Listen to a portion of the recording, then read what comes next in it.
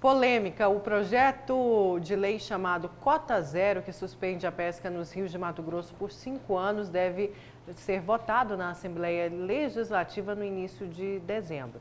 E é para falar sobre este projeto que está aqui ao vivo no Jornal do Meio-Dia, o biólogo, ecólogo, ictiólogo Francisco de Arruda Machado, que é mais conhecido como o Chico Peixe, que é um professor aposentado lá da Universidade Federal de Mato Grosso. Bom dia, professor.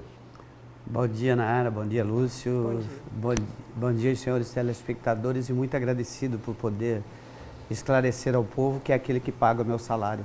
Professor, em termos de conhecimento aí, o Chico Peixe é uma espécie assim de rei do peixe, sabe de tudo sobre peixe aqui em Mato Grosso. Esse projeto, o Cota Zero, ele não é uma violência contra os pescadores, porque vai acabar com pretende acabar com essa atividade aqui em Mato Grosso? Primeiramente, a gente tem que dizer que é ambientalmente insustentável, economicamente desastrosa e, por isso, socialmente injusta, porque miserabilizará cerca de 120 mil pessoas, das quais um certo número significativo votou neste governador que não procura os dados e as informações técnicas e científicas numerosas que existem e que justificam exatamente não cota zero. Professor, esse projeto aí, ele peca, não é? Pelo que o senhor acabou de colocar aí, pela falta de estudo, falta ciência ao projeto. É isso? Por 22 anos, nos relatórios sobre o Pantanal, para falar sobre o Pantanal, por 22 anos existe o monitoramento da pesca no Mato Grosso do Sul para o Pantanal mato-grossense, que indica que o grande problema que ocorre hoje é a morte do rio, mas os peixes ainda estão bem obrigados. Nós temos que colocar uma série de aspectos que são negativos e que, se você colocar numa escala numérica, a pescaria vai ficar lá pela 12ª, 15º problema. Dessa perspectiva, nós temos aí dentro das próprias pescarias espinhés, redes, tarrafas, pesca e solte, que o peixe pode morrer até 15 dias depois.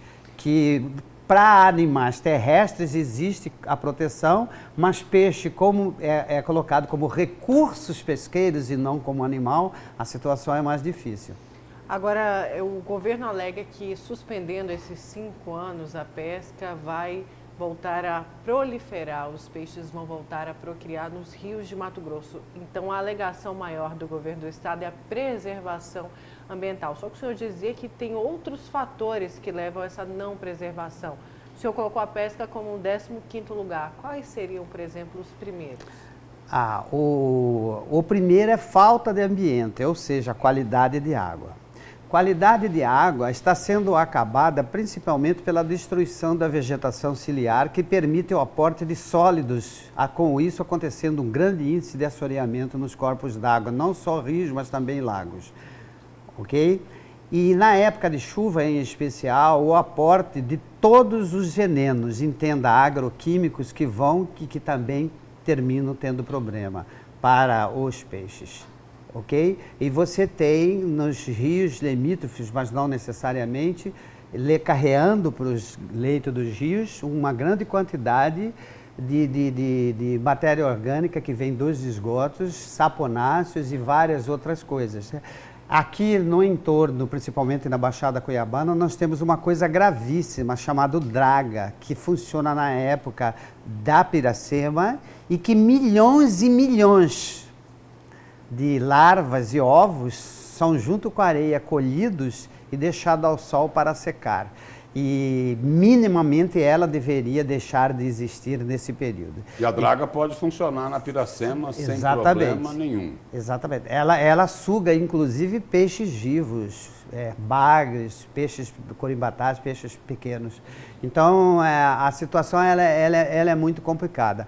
Mas eu ressalto que, economicamente, nós temos uma série de exemplos que podemos colocar que vai acabar. Por exemplo, catadores de iscas, que é extremamente importante, e que leva, e só pescadores profissionais podem fazer isso. Então, essa lei ela é extremamente conflitiva no momento em que ela permite que 5 quilos podem ser levados pelo amador, mas lá na frente ele diz que você só pode comer na beira do rio um exemplar e não pode levar. Da mesma forma, 150 quilos para pescador profissional, mas ele não pode transportar.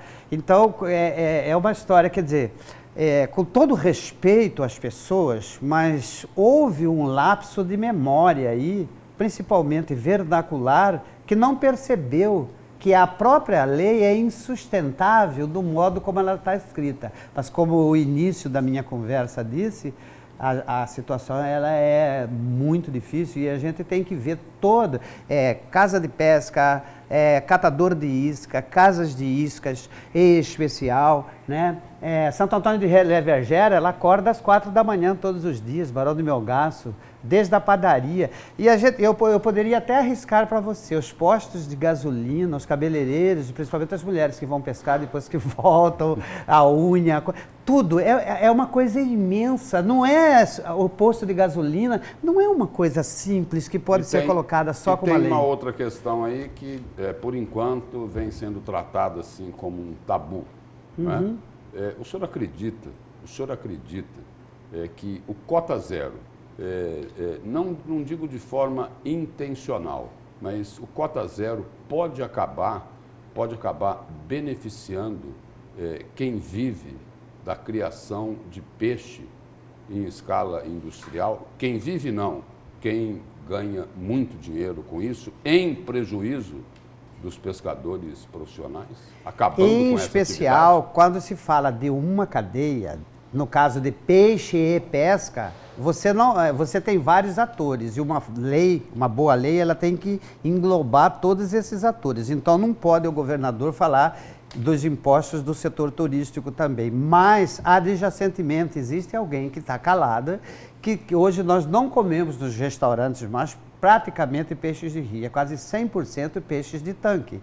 Então as grandes pisciculturas, e algumas exportam inclusive para a Europa, tá entendendo? Elas seriam fundamentalmente beneficiadas e você, além do setor turístico, enriqueceria esse segmento da pesca, da piscicultura, com as exportações, e Mato Grosso teria um dos grandes exportadores de peixe, além daquilo que consome o mercado interno. Professor, vamos aqui a uma participação do nosso telespectador do Jornal do Meio-Dia por WhatsApp. Boa tarde, sou comerciante, gostaria de saber como o governo vai empregar os 100 mil pais de família que vivem da pesca de forma direta e indireta, como as tias da costura, os minhoqueiros, fabricantes de massinha, catadores de isca viva, os encastoadores de anzóis, pessoas que fabricam o rosário, os lojistas, enfim, etc. Como o governo fará com minha família que vive 20 anos da pesca? Fecharei o comércio que meu pai construiu, pois somos pequenos e o nosso comércio é familiar. Ela fala aí, são pequenos, um comércio de família, que toda família vive disso. Exatamente, esse é um problema gravíssimo.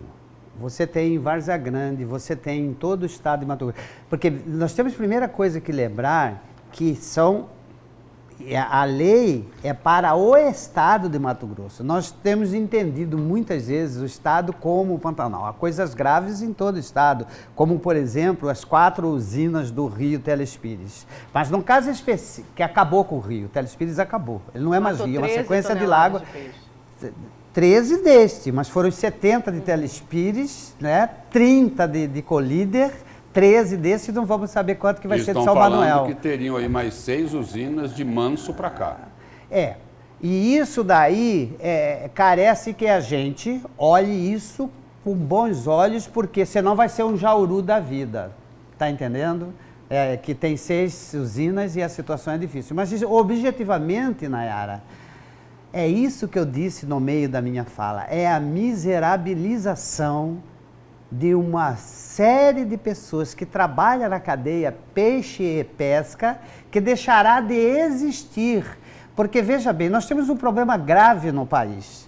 Nós vivemos um país de Estado de Direito democrático e capitalista, que precisa ter bilionários, milionários, classe média alta, classe média baixa e pobre. Só que aqui nós temos o seguinte, nós temos pobres e temos miseráveis. E é o que vão fazer com essas pessoas que são pobres, mas que vivem dignamente. É isso que vão fazer. É catador de isca, é quem faz o saquinho para minhoca.